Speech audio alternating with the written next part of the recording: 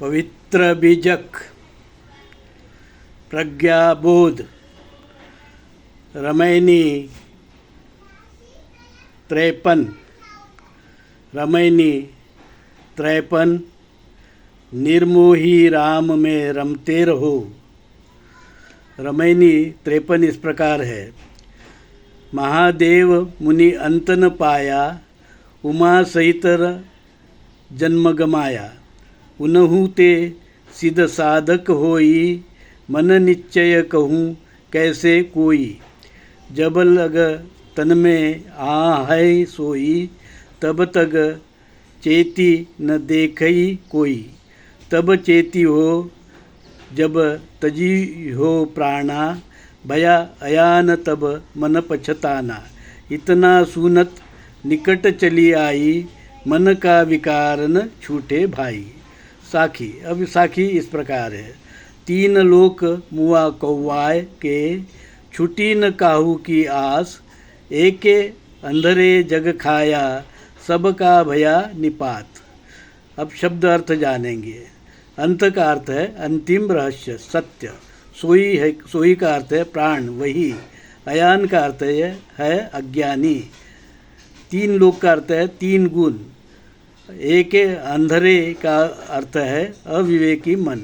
निपात का अर्थ है पतन, नीचे गिरे। कौवा का अर्थ है बड़बड़ करना। प्रज्ञाबोध। धर्मात्मा कबीर कहते हैं, भाइयों, लोग कहते हैं शिव शंकर महादेव कैलाश पर्वत पर अपनी पत्नी उमा पार्वती के साथ और बच्चों के साथ रहते थे।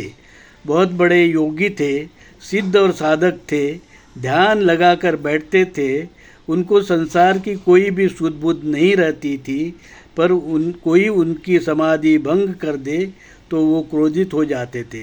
कबीर साहब कहते हैं उनको भी मन को